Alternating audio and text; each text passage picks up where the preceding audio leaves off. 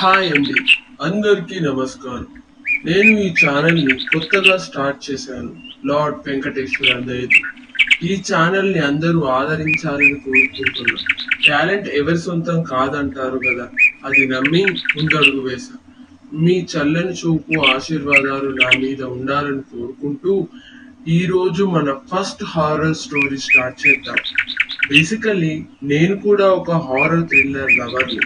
Childhood నుంచి అవే కథలు, వీడియోలు చూసుకుంటూ పెద్దమ్మ, పిన్నమ్మ, నానమ్మ, తాతలు చెప్పే కథలు వింటూ పెరిగాను.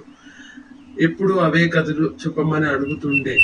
నా లైఫ్లో విన్నవి, జరిగినవి అన్నీ మా ముందుకు తేవడానికి ట్రై చేస్తాను. ఇప్పుడు నేను చెప్పే స్టోరీ మా నానమ్మది.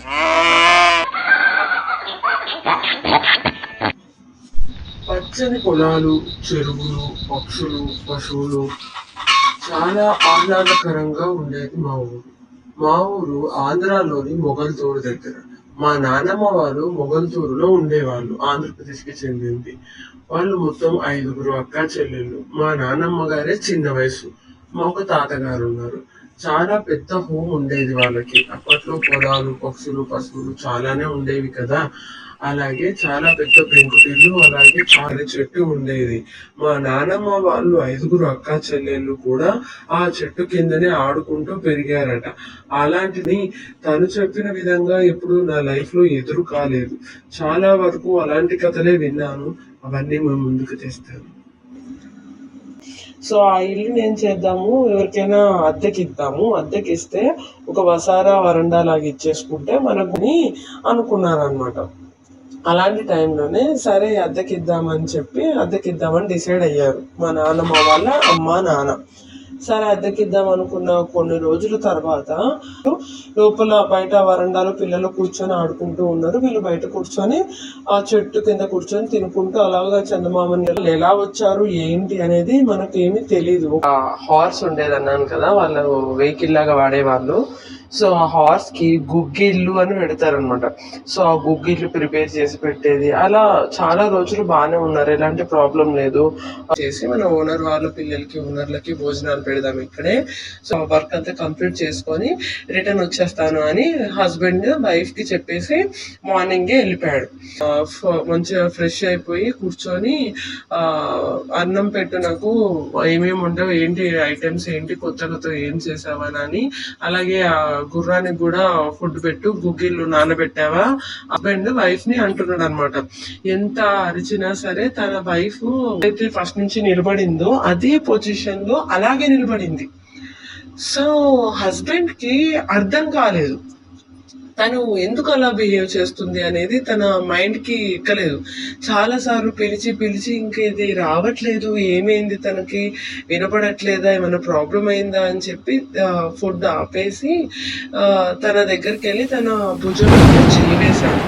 వెయ్యగానే తను ఒక్కసారిగా వెనక్కి తిరిగేసరికి తన ఫేస్ అంతా కూడా ఒక వేరే వాళ్ళలాగా కనబడింది తనకి. వెంటనే తను ఒక మూలకెళ్ళి కూర్చున్నాడంట హస్బెండ్. కూర్చోగానే వైఫ్ ఏం చేసిందంటే, కొత్త పెళ్లి కూతురులా పూల జడేసుకొని మొత్తం పట్టు చీర కట్టుకొని తన హస్బెండ్ కోసం అని వండిన ఆ ఫుడ్ మొత్తాన్ని కూడా ఆ రూమ్ లో కింద మొత్తం వేసేసుకొని చాలా క్రీపీ ఫీలింగ్ తో, ఒక దెయ్యం లాగా ఒక బిహేవియర్ తోని భయంకరంగా మొత్తం చీర మీద వంపుకుంటూ రాక్షసంగా తింటుందన్నమాట.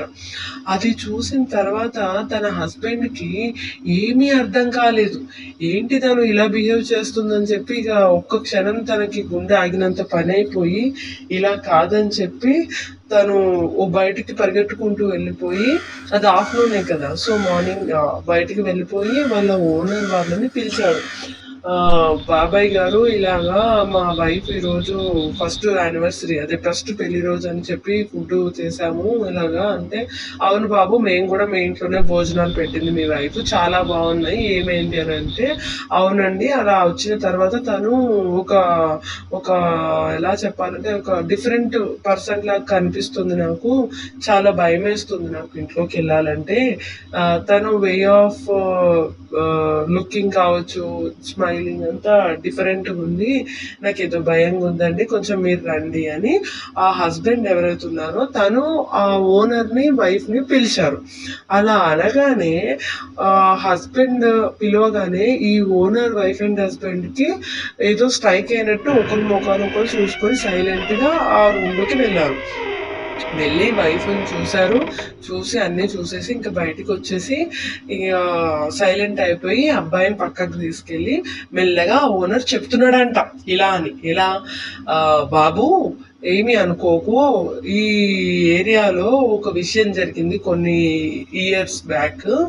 ఏంటి అంటే ఒక అమ్మాయి ఏదో విషయంలో సూసైడ్ చేసుకొని చనిపోయింది. అప్పట్లో పెళ్ళిళ్ళు తొందరగానే జరిగాయి కదా, సో మేబీ 13 to 15, 16 ఇయర్స్ ఉండొచ్చు. అమ్మాయి చనిపోయింది, వయసుకు వచ్చిన అమ్మాయి. సో తను చనిపోయిన కొన్ని రోజుల వరకు బాగానే ఉంది ఊరు. చనిపోయిన తర్వాత ఏమైందంటే ఆ సరౌండింగ్ ఇల్లుల్లో ఎక్కడ ఏవి శుభకార్యాలు జరిగినా ఫర్ ఎగ్జాంపుల్ పెళ్లి జరుగుతుందంటే ఆ పెళ్లి కూతురికి ఈ అమ్మాయి ఆవహించేది అన్నట్టు, అంటే అమ్మాయి లోపలికి వెళ్ళిపోయేది. ఈమె వెళ్ళినట్టు అలాగా ఆమెకి ఏ ముచ్చట జరగలేదు కదా, సో అలా వెళ్ళి తన ముచ్చట తీర్చుకోవడము, ఆకలి మీద ఉండడం వల్ల పెళ్లి కొండిన ఫుడ్ తినేయడము అలా జరిగింది. లాస్ట్ టైం కూడా ఒక పెళ్లి జరిగితే ఆ పెళ్లి కూతురు అలాగే మొత్తం రెడీ అయ్యి మండపానికి తీసుకెళ్లే టైంలో తను వంటల దగ్గరికి వెళ్ళి మొత్తం వండిన వంటలన్నీ ఒక్క మనిషి తినేసింది అనమాట. అప్పుడు మేము ఏం చేసామంటే, మాది మొగల్తూరు కదా, సో అక్కడి నుంచి గోదావరి మీద వెళ్ళిన తర్వాత అది ఉంటుంది, అంతర్వేది ఉంటుంది, అక్కడ పెద్ద స్వామీజీ గారు ఉన్నారు, వాళ్ళని తీసుకొస్తే ఈ ఆత్మని కట్టడి చేయొచ్చు అని అంటే అప్పుడు బ్రిడ్జిలు అవి లేవన్నమాట. సో వీళ్ళందరూ వెళ్ళి పెళ్లి వాళ్ళు, మా తాతగారు వాళ్ళు అందరూ వెళ్ళి ఆ స్వామీజీని ఒక పడవలో తీసుకొని వచ్చారు.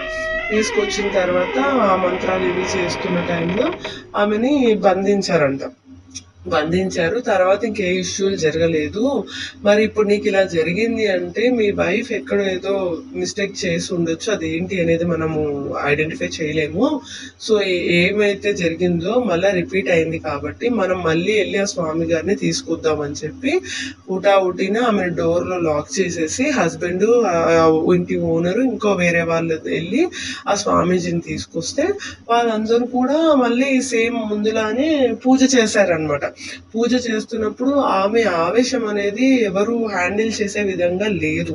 మామూలుగా మా నానమ్మ వారు చెప్పింది ఏంటంటే గోస్ట్ కి అనేది ఎక్కువ హెయిర్ ని పట్టుకుంటే భయపడతాయి, హెయిర్ ని బంధిస్తే అది కూడా బంధించినట్టే అని జుట్టు పట్టుకుంటారంట మోస్ట్లీ దెయ్యం పట్టిన వాళ్ళకి అలాగా.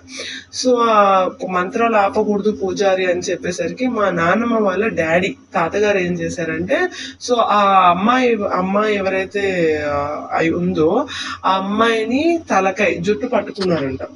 జుట్టు పట్టుకోగానే ఆమె వదలండి అని చాలా గట్టిగా అరుస్తుంటే ఇక వదిలేసుకుంటా, మరి నువ్వు ఈ అమ్మాయిని ఎందుకు పట్టుకున్నావు అంటే సేమ్ అలాగే చెప్పిందంటే, ఏ కోరికలు తీరలేదు కదా, అందుకే ఎవరైనా పెళ్లి కూతురు కనబడితే బాగా తయారై ఉంటే వాళ్ళలోకి నేను వెళ్ళిపోతాను అంతే, ఏ అమ్మాయిని ఏం చేయను అంటే, సరే ఈ అమ్మాయిని వదిలేసి ఫస్ట్ నువ్వు వెళ్ళిపో, తర్వాత నీ హెయిర్ని వదిలేస్తాను అని అంటే, సరే నేను వెళ్ళిపోతానండి అని అన్నది అనమాట. ఎవరు? ఆ గోస్ట్ అనేది ఆత్మ. అంటే ఈ మా తాత వాళ్ళు ఏమన్నారంటే, అలా కాదు, నువ్వు వెళ్ళినట్టు మేము ఎలా నమ్మాలంటే, వీళ్ళ ఇంటి ముందు ఒక పెద్ద మర్రి చెట్టు ఉండేది కదా, ఆ చెట్టు మీదనే ఈమె ఉండేదంట, చూస్తూ ఉండేదంట. అలా ఉన్న టైంలో ఏమన్నది, సరే మీ ఇంటి ముందు చెట్టు ఉంది కదా, నేను వెళ్తూ ఆ పెద్ద కొమ్మ, అది చాలా మంది నరికితే గానీ నరకదంట, అది కట్ అవ్వదంట ఆ చెట్టు. సో నేను వెళ్తూ ఆ చెట్టు కొమ్మను కొట్టేసి వెళ్తాను అని చెప్పిందంట. సరే నువ్వు వెళ్ళు, తర్వాత నేను హెయిర్ని వదిలేస్తాను అన్న తర్వాత ఆమె వెళ్ళిపోయి ఆ చెట్టు కొమ్మను విరగొట్టేసి వెళ్ళిపోయిన తర్వాత అంతా సవ్యంగా అయిపోయింది. ఆమె కొంచెం స్పృహ కోల్పోయింది, అన్కాన్షియస్ లోకి వెళ్ళిపోయి తర్వాత కొంచెం అంతా సెట్ అయిపోయాక తర్వాత వాళ్ళు ఆ ఇల్లు ఖాళీ చేసి వెళ్ళిపోయారంట. ఇంకా అప్పటి నుంచి మా నాన్నమ్మ వాళ్ళు ఆ చెట్టు కింద ఆడడమే మానేశారంట.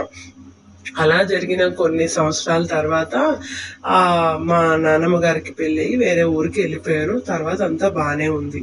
సో నేను చెప్పేది ఏంటి అంటే, మనం నమ్మితే ఉంది అన్నట్టు, నమ్మకపోతే లేదు అన్నట్టు. నేను మూఢనమ్మకాలని సపోర్ట్ చేయట్లేదు, ఎంకరేజ్ చేయట్లేదు. జస్ట్ మా పూర్వీకులలో జరిగింది నేను విన్నాను, మీ ముందుకు తీసుకొచ్చాను. ఇంకా ఇలాంటి వీడియోలు కావాలి అంటే just comment me. Thank you, support చేయండి.